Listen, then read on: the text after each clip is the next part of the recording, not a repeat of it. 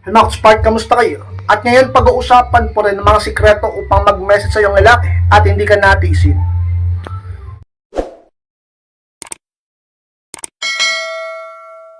At kung handa na po kayong lahat, masarap po tayo. At muli, be inspired!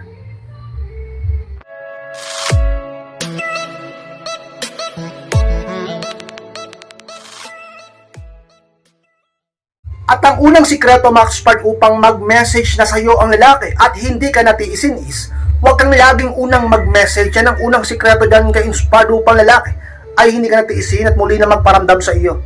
Ikaw kasi yung laging unang nagpaparamdam sa kanya. Feeling niya tuloy naghahabol ka at ikaw ang hindi makatiis sa kanya. Kaya ang lalaki ay nagmamata sa iyo at nagmamati ka sa iyo. Ka-inspired, dapat ipakita mo sa lalaki na talaga namang hindi ikaw ang laging magpaparamdam sa kanya. Sa pamamagitan ng ganun, pinapakita mo rin ka-inspired na kaya mo rin siyang tiisin at doon hindi mo siya mababalide. Dahilan kung bakit ang lalaki ay maaaring bumaba ang pride at muling maging curious sa'yo. Ganyan lang yun di ba? Kung minsan nagmamatigasan lang kayo at nagpapataasan ng ego at pride, ang problema, masyado kang marupok, masyado kang malambot, masyado kang martir, at lagi kang naghahabol na parang aso. Dahilan kung bakit ang lalaki ay minamaliit ka at tinitiis ka at hindi nagpaparamdam sa iyo sapagkat ganyan ka. Kaya naman, baguhin mo ang pinapakita mo sa kanya, baguhin mo ang diskarte mo ka-inspired upang ang lalaking mahal mo ay maaari pa rin bumalik sa iyo, mag-message sa iyo at hindi ka na muling tiisin. Dapat hindi ka laging una nagpaparamdam sa kanya, o ang mas maganda, talagang hindi ka talaga muna magparamdam sa kanya o gumamit ka sa kanya ng no contact rule. Lalo na kapag siya ay talagang walang paramdam sa iyo. Lalo na kapag siya ay talagang hindi ka na kinakausap pa. Dahil magtutuloy-tuloy yan kapag ikaw ay nangungulit sa kanya. Unang laging nagpaparamdam o nagme-message sa kanya. Magtutuloy-tuloy yan yung paglaki ng ulo niya at mas lalong lalabo ang pag-asa na muli kayong magkaayos kapag kaganyan ka. Talaga naman ka-inspired. Isa sa mga sikreto upang hindi ka na matiis ng lalaki, muli siya magparamdam sa iyo, ay huwag ka munang mag-message sa kanya o huwag laging ikaw ang unang magparamdam sa kanya, ka-inspired. At ang pangalawang sikreto, Max Spark, upang mag-message sa iyong lalaki at hindi ka natiisin is, mag-focus sa sarili mong buhay. Yan ang pangalawa ka-inspired na sikreto dyan. Ka-inspired, bakit naman ganon? Sapagkat ka-inspired kapag ikaw ay nag-focus ka sa sarili mong buhay, ang ibig sabihin lang yan, pinapakita mo sa kanya na wala kang balak maghabol. At ang balak mo ay mag-focus sa sarili mong buhay at mag-self-improve. Dahilan kung bakit wala siyang ipagmamalaki pa sa iyo. Sapagkat nagmamalaki lang sila sapagkat nag-aabol ka sa kanila. Paano pag hindi ka na nagpaparamdam sa kanila at nag-focus ka na sa sarili mong buhay? Ano pa ngayon ang iyayabang niya sa iyo? Ikaw nga mismo hindi ka na nagpaparamdam sa kanya. At nakikita mismo ng kanyang dalawang mga mata at nababalitaan pa ng kanyang tainga na may nangyayaring maganda sa iyong buhay simula nung natapos kayo. Talaga naman ka-inspired. Isa yun sa pinakasikreto at malaking sampal sa isang lalaki kapag ikaw hindi ka na naghabol sa kanya at nag-focus ka na lang sa sarili mong buhay, dahilan kung bakit tataas pa ang value mo sa kanya at mag-curious sa iyo at ang lalaki muling magpaparamdam sa iyo dahil mismo ang sarili niya ang magiging kalaban niya. Dahil papasok ang pagsisisi at ang sobrang pag-iisip niya sa iyo. Bakit ngayon ganyan ka na? Na noon sobrang mahal mo siya, pero ngayon sobrang focus ka na ngayon sa sarili mo at hindi na sa kanya. Ka-inspire. At ang pangatlong sikreto, Max Spark, upang mag-message na sa iyong lalaki at hindi ka natiisin is, iwasan ng sobrang pangungulit. Yung pangatlo, ka-inspire na sikreto dyan. Alam niyo, Max Spark, kung bakit hindi na bumabalik ang lalaking mahal mo sa iyo sapagkat sobrang kulit mo. Isang bagay na ayaw na mga kalalakihan sa isang babae. Ang gusto nga ng mga lalaki, sila naghahabol Ang gusto namin kami yung naghahabol sapagkat para kaming mga hunter sa mundong ito. Ayaw namin nung kami yung parang hinahunt, kalalaki namin tao, kami ang hahabulin mo. Nasaan ang value mo pagkaganyan? Nasaan ang respeto mo sa sarili mo pagkaganyan? Yung iba sa inyo wala namang ginawang masama. Yung iba sa inyo wala namang ginawang mali. Yung lalaki pa nga ang gumawa ng mali sa inyo, pero bakit ikaw ang nag-aabol? Bakit ikaw yung nangungulit? Dahil ba sa kabaliwan mo sa kanya? Dahil ba sa sobrang pagmamahal mo sa kanya? Kahit na wala ka namang ginawang masama, ikaw pa rin ang willing maghabol sa kanya at gagawin ng lahat upang magkaayos kayo? Gaano kababa ang tingin sa'yo ng lalaki pagka ganyan ka? Iniisip niyang wala kang bait sa sarili mo pagka ganyan ka. Mas lalo ka niyang aayawan pagka ganyan ka. Talaga naman ka-inspired. Itigil mo ang sobrang pangulit sa kanya upang ang lalaki magkaroon ng respeto sa iyo at magkaroon siya ng pagkakataong isipin ka at magkaroon ng pag-asang bumalik siya, muling magparamdam sa iyo at hindi ka natiisin pa, ka-inspired. At ang pang-apat na sikreto mga ka-inspired upang mag-message sa iyo lalaki at hindi ka natiisin is mag-iwan ng positibong impresyon sa huli niyong pag-uusap. Yun ang pang-apat ka-inspired. Alam niyo mga ka-inspired, napakahalaga ng huli niyong pag-uusap. Dapat maganda ang talaga namang impresyon niya sa iyo sa bagay na yon. Dapat positibo at hindi negatibo. Ang problema sa inyo dyan sa huli niyong pag-uusap, hindi ba't puro ka drama? Hindi ba't puro ka sumbat? Hindi ba't puro ka negatibo yung mga lumalabas sa message mo, sa bibig mo? At talaga naman puro pang-aaway? At kung ano-ano pang hindi maganda. Talaga naman ka-inspired, tigil mo yan. Baka sabihin ng iba, ka-inspired, di namin mapigilan sarili namin. Sapagkat may ginawa sa aming kalokohan lalaki na yan. Pero kahit na ka-inspired, dapat talaga naman, di ba't sabi, talunin mo ang masama sa pamamagitan ng kabutihan. Hindi yung gumawa siya ng masama sa'yo, gagawa ka rin ng masama sa kanya. Pinagsalitaan ka ng hindi maganda, pagsasalitaan mo rin ng hindi maganda, di mas lalong hindi kayo maayos pagka ganyan.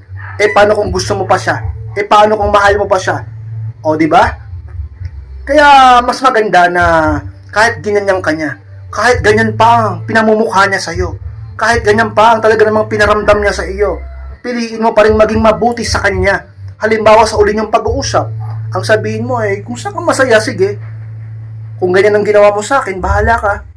Basta ako hindi ako gaganti. Basta ako mahal pa rin kita. At kahit pa sabihin natin na pinagpalit mo ako sa iba, nasa sa'yo na yan. Hindi pong gano'n na ka-inspired na wala kang balak na babuhin siya sa huli niyong pag-uusap.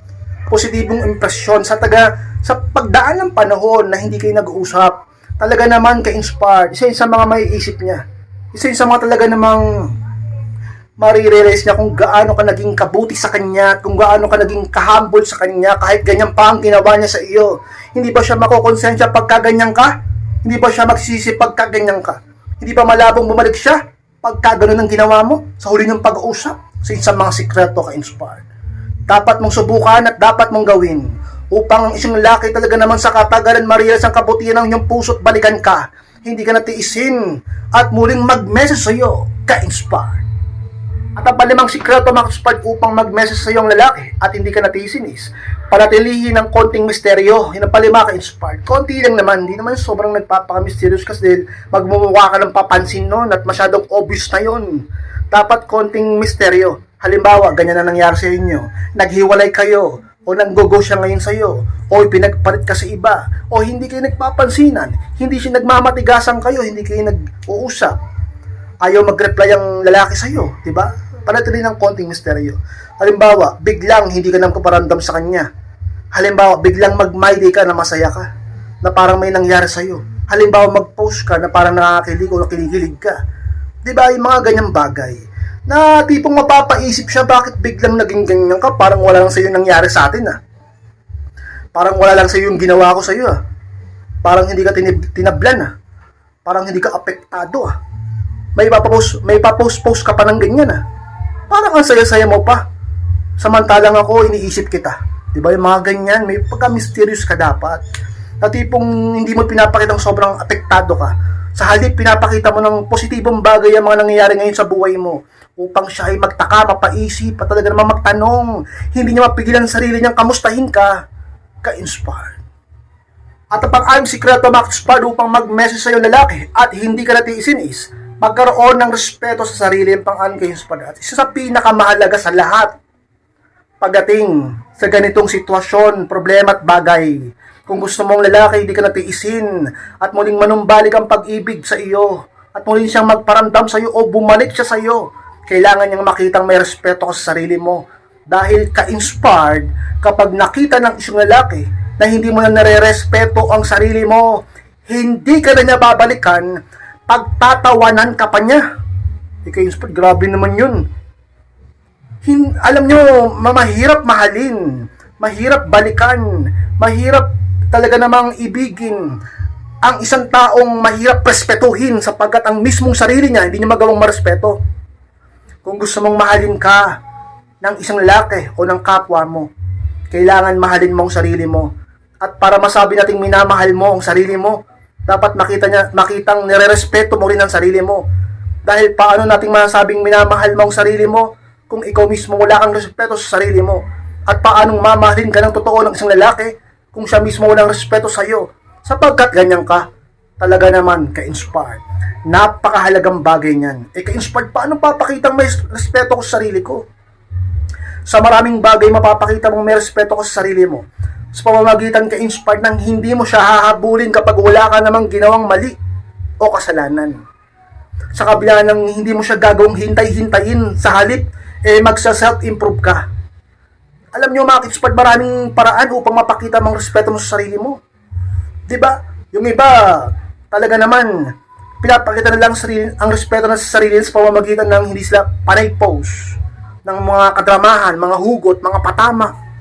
At ipinapakita ng respeto sa sarili nila na imbis na malugmok sila o masabihin nating maglungkot-lungkutan sila sa kwarto nila, lumalabas sila, nagpapaganda, nagpapasexy, nag-exercise, nag-self-improve, at talaga namang hindi pinipilit ang sarili sa lalaki. May respeto sa sarili. Diba? Yung iba sa inyo dyan, dati ang taas ng respeto sa sarili, pero nung nabaliw sa lalaki at iniwan ng lalaki, o ipinagpalit sa iba na wala ng respeto mo sa sarili mo. At ang ginawa mo ay para ka ng asong habol ng habol sa kanya. At wala ka ng hiya sa mga tao sa paligid mo. Mabalik lang ang lalaki sa iyo. Ganyan ba ang dating ikaw? Ibalik mo ang dating ikaw. Ibalik mo ang respeto mo sa sarili mo. Sapagkat isa yun sa malaking impact sa lalaki. Kapag nakita niyang minamahal mo ulit sa sarili mo at wala ka ng pakialam sa kanya, doon maaari ka inspired, manumbalik ang halaga mo. Sapagkat ang halaga ay hindi pinipilit. Ang halaga ay kusang nararamdaman ng tao sa iyo. At paano niyang mararamdaman ang halaga mo sa kanyang puso kung ikaw mismo hindi mo pinapahalagahan ang buhay mo? Ka-inspire, respetuhin mo ang sarili mo. Mag-self-improve, magpaganda, mag-ayos. Huwag mo siyang habulin, huwag mo ipitin ang sarili mo. Dahil ang lalaki ay babalik at babalik kapag nakita niya at naramdaman niya na mahal ka niya. Sapag ikaw mismo minahal mong sarili mo dahil may respeto ka sa sarili mo, ka-inspire. Papitong sikreto mga upang mag-message sa iyo ng lalaki at hindi ka na niya tiisinis. Tanggapin na hindi mo kontrolado ang desisyon ng ibang tao. Yan papito, ka-inspire. Alam niyo mga kung bakit ganyan ngayon ang sitwasyon mo? Sobrang hirap na hirap ka na. Sobrang talaga namang halos feeling mo hindi mo na kaya. At sobrang nasasaktan ka. At sobrang hindi mo na alam ang gagawin at kung paano ka muling magsisimula. Sapagkat hindi mo matanggap ang isang bagay. At ang isang bagay ay pinipilit mong isipin na kaya mong kontrolin ang desisyon ng ibang tao. Tulad ng desisyon ng partner mo o ng lalaking mahal mo o ng ex mo. Kaya na bang ibig mong sabihin? Kasi yung iba sa inyo, hindi matanggap na iniwan sila. Hindi matanggap na ipinagpalit sila sa iba. Kaya ang ginagawa ay talagang nililin lang ang sarili at gumagawa pa rin ng paraan upang agawin o makipag-agawan doon sa lalaki na nilokot, pinagpalit naman siya. Sapagkat iniisip niya na hindi, nilandi lang naman yun eh. Hindi, malandi kasi yung babae. Hindi kasi galit lang kasi yun, nag-away lang kami. Alam mo, kung mahal ka na lalaki, hindi ka niya iiwan, ganun lang ang dahilan. At kung mahal ka niya, hindi ka niya ipagpapalit sa iba. Ka-inspired. Tanggapin mo ang katotohanan na yan, na hindi mo kontrolado ang desisyon niya.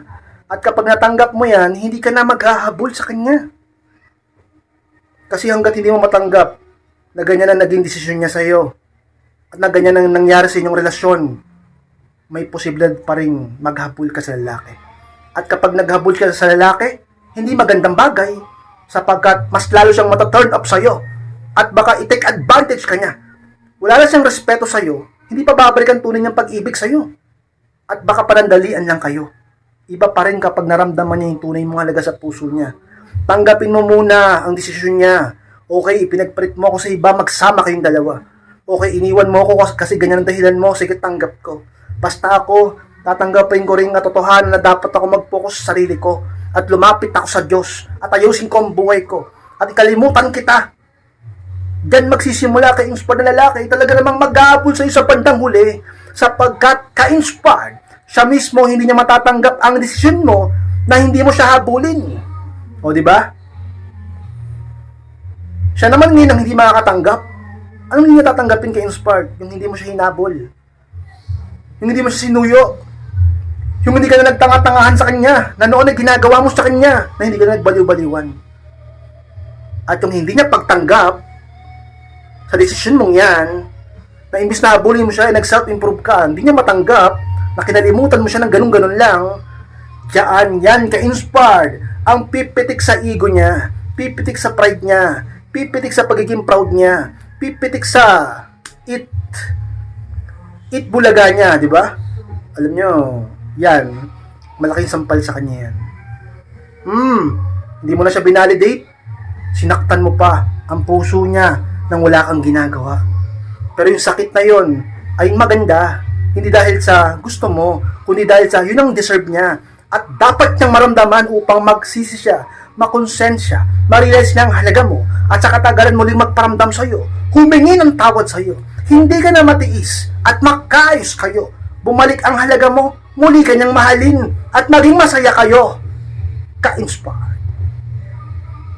Mga ka-inspired, maraming salamat po sa pagtapos ng vlog na ito. Please pong kalimutan na mag-like, comment, and pakishare natin video na ito upang makatulong naman po tayo sa iba. At sa mga hindi pa po nakaklik ng subscribe, click nyo po subscribe mga ka-inspired, click nyo po notification bell upang ma-notify kayo pag may bago akong upload. Sa mga gusto magpa-coaching, magpa-advise, message lang po ako sa Facebook, inyong profile picture sa FB kapag nakita niyo yan. I-message lang ako mga ka-inspired kung gusto nyo magpa-coaching, ako mismo ang magre-reply sa inyo. Maraming salamat mga ka-inspired, mag-ingat kayong lahat, mahal ko po kayo, at muli, be inspired!